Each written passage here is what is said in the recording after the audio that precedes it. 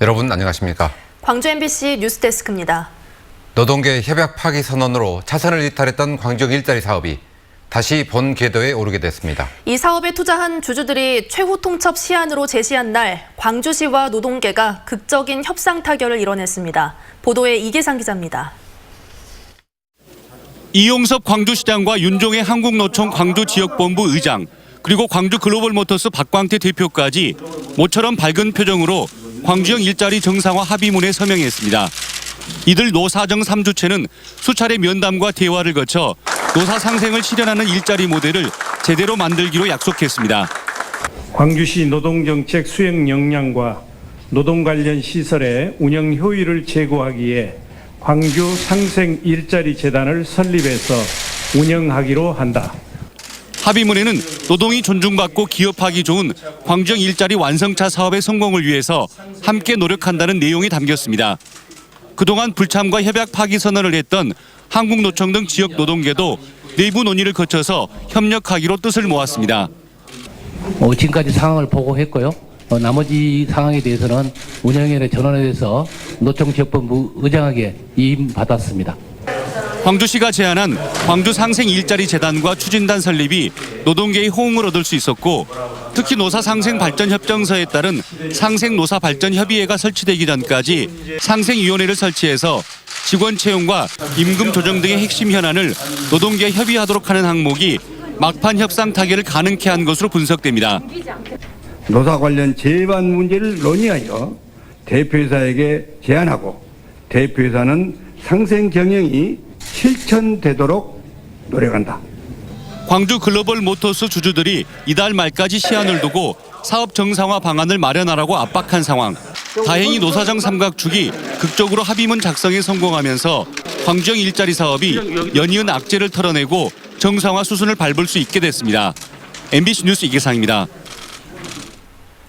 차세대 방사광 가속기 유치 공모에 전남을 포함해서 4곳이 신청서를 냈습니다. 사파전 경쟁 구도와 각 지역의 장단점 분석을 통해서 전남의 유치 가능성을 따져봤습니다. 보도에 양현승 기자입니다. 초정밀 거대 현미경으로 불리는 차세대 방사광 가속기. 초미세 영역에서의 물질 변화를 세밀하게 관찰할 수 있는 장비입니다. 반도체와 신약, 로봇, 바이오 등 초정밀 기술 산업 발전의 필수적인 시설로 연관 기업 유치까지 뒤따를 전망입니다. 1조 원대 사업비가 투입돼 수조 원대의 부가가치 효과를 가져올 것으로 분석됩니다. 전남 나주는 충북 오창, 강원 춘천, 경북 포항과 경쟁 중입니다. 전남은 정책적인 판단을 원합니다.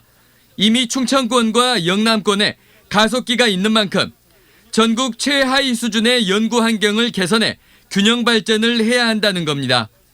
특정 지역에 대형 국적 연구시설이 많이 밀집돼 있으면 국가 전체적으로는 사실은 좀 불리하거든요.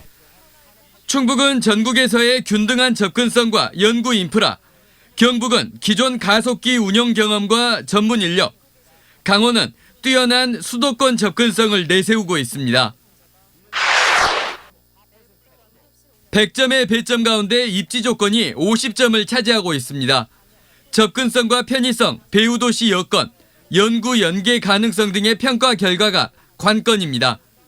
냉정하게 전남에 유리하지 않은 조건입니다.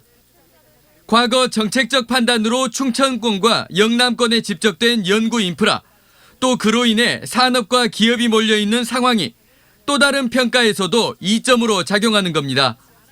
쉽게 말해 잘 사는 집은 계속 잘 살 수밖에 없는 구조인 겁니다. 평가에 포함되지 않은 가치가 얼마만큼 평가에 반영될지가 관심입니다. 당장의 효율성을 위한 대형 연구시설의 특정 권역 중복 투자냐, 장기적 관점으로 국가 균형 발전에 기여하는 투자이냐, 지역별 여론전으로 유치 경쟁이 가열된 방사광 가속기 사업은 5월 7일 우선 협상 지역 발표만 남겨두고 있습니다. MBC 뉴스 양혜승입니다. 지난해 세계 수영대회 기간에 구조물 붕괴 사고로 수십 명의 사상자가 나온 클럽이 일반 음식점으로 등록된 사실이 알려지면서 관련 조례를 폐지해야 한다는 논의가 있었죠. 그런데 해당 구의회는 결국 조례를 폐지하는 대신에 개정안을 통과시켰습니다. 왜 그런 걸까요? 우종훈 기자가 취재했습니다. 지난해 7월 구조물 붕괴 사고로 36명의 사상자가 발생한 광주 상무지구의 한 클럽. 일반 음식점으로 등록된 클럽이 수차례 불법 증축을 하는 동안 당국의 점검이 없었던 사실이 알려지며 음식점에서 춤을 출 수 있도록 허용한 조례를 폐지하라는 요구가 빗발쳤습니다. 사고 직후 구성된 광주 서구의회 조사특별위원회 역시 조례 폐지를 구청에 권고했습니다. 그리고 9개월, 서구의회는 조례를 폐지하는 대신 개정안을 통과시켰습니다. 객석에서 춤을 추는 행위가 허용되는 일반 음식점 운영에 관한 조례 전부 개정 존의안은 가결됐음을 선포합니다. 개정안에는 임의 사항이었던 구청의 지도 점검을 의무로 하고 업소들이 3년마다 춤 허용 업소 지정을 갱신해야 한다는 내용이 담겨 있습니다. 개정안에 찬성한 의원들은 조례 때문에 사고가 난 게 아니다. 조례를 폐지하면 소송을 당할 수 있다는 이유를 들었습니다. 손해배상을 철회하게 되고 당연히 패소하게 되고 그에게 손배소를 물게 되는. 반면 반대 의원들은 춤 허용업소가 서구에 단 한 곳뿐인 상황에서 업주의 이익과 시민의 안전 중에 무엇이 더 중요하냐고 반박했습니다. 당연히 시민들의 여론을 반영해서 의회가 폐지를 해야 된다고 봅니다. 강화를 해도 부족할 판에 완화한 것은 시민들의 여론하고도 맞지 않다고 봅니다. 개정안에는 면적 제한 규정이 사라져 오히려 이전 조례보다 후퇴했다는 지적도 나왔습니다. 한편 서구의회는 인터넷으로도 생중계되는 본회의 장면을 언론에는 공개하지 않겠다며 취재를 거부하는 등 평상시와는 달리 극도로 예민한 태도를 보였습니다. MBC 뉴스 우종훈입니다.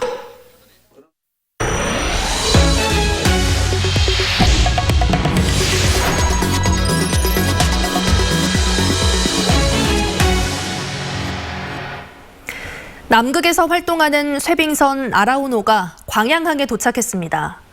임무를 마치고 반년 만에 무사히 돌아온 것도 반가운 일인데 파푸아뉴기니에서 오도 가도 못하던 원양어선 선원들을 태우고 왔습니다. 강서영 기자의 보도입니다. 7,500톤급 쇠빙 연구선 아라우노가 57,000km의 항해를 마치고 광양항에 입항합니다. 지난해 말 남극 연구를 위해 인천항에서 출항한 지 182일 만입니다. 함께 타고 있던 고립 원양어선 선원들도 수개월 만에 한국 땅을 밟았습니다. 지난 3월 파푸아뉴기니 해상에선 한성기업 소속 원양어선 림 디스커버러호가 암초와 부딪혀 침몰했습니다. 선원들은 모두 구조됐지만 코로나19로 현지 공항과 항만이 폐쇄돼 파푸아뉴기니에 고립된 상황이었는데 때마침 남극 연구를 마치고 돌아오던 아라우노가 당국의 협조를 통해 어선원들을 태우고 귀국한 겁니다. 선장한테는 상당히 충격적이고 우울했었는데 일단 선원들이 한국에 오게 된 거에 대해서는 감사할 뿐이지만 코로나19 전파를 우려해 선내에서 공간을 분리해 숙식해온 아라우노 승선원들과 어선원들은 입국 후에도 2주간 격리될 예정입니다. 승선원들 중 한 명은 발열 증상을 보여 코로나19 검사를 받았지만 음성 판정을 받았습니다. 아라우노는 지난 1월에도 남극해에서 표류하던 우리나라 원양어선을 구조했고 지난해에도 남극에 고립된 중국인 조사단원들을 구조했습니다. 이러한 구조 활동으로 인한 일정 변동, 계획된 연구 작업 지연 등으로 인해 고충이 따릅니다. 하지만 국내 첫 쇠빙 연구선으로서 어려움에 처한 국적선에 많은 도움을 줄 수 있습니다. 해양수산부는 앞으로도 타국 먼바다에서 조업을 하다 코로나19로 공항과 항만이 폐쇄돼 어려움을 겪는 어선원들을 적극적으로 지원하겠다고 밝혔습니다. MBC 뉴스 강서영입니다. 한국수영진흥센터와 유네스코 세계지질공원 플랫폼 건립 등 광주시 현안 사업이 중앙투자심사에서 제동이 걸렸습니다. 광주시에 따르면 행정안전부 중앙투자심사위원회가 수영진흥센터와 세계지질공원 플랫폼 건립 사업에 대해 시설 규모 조정 등을 요구하며 재검토 결정을 내렸습니다. 시는 위원회 지적사항을 보완해 6월 말로 예정된 중앙투자심사를 다시 받기로 했습니다. 반면 AI 인공지능 집적단지 조성과 무인 저속 특장차 규제자유특구 실증 등 4건의 사업은 승인됐습니다. 4년 넘게 끌어온 광주시 운정동 태양광 발전 사업 소송에서 광주시가 승소 취지의 판결을 받았습니다. 대법원 일부는 우선 협상자를 교체하는 과정에서 광주시의 위법이 없다고 판단했다며 광주시 승소 취지로 판결하면서 원심을 광주 고법으로 돌려보냈습니다. 이에 따라 광주시는 운정동 태양광 발전 사업을 재개할 수 있게 됐지만 남은 행정 절차와 추가 소송 등으로 인해 사업 재개까지는 상당한 시일이 걸릴 것으로 보입니다. 부처님 오신 날을 앞두고 5.18 민주광장에 설치된 봉축탑을 누군가 훼손해 경찰이 수사에 나섰습니다. 광주 동부경찰서에 따르면 오늘 오후 2시쯤 광주 동구 금남로 5.18 민주광장에 설치된 봉축탑 하단부의 천 25m가 찢겨졌다는 신고가 경찰에 접수됐습니다.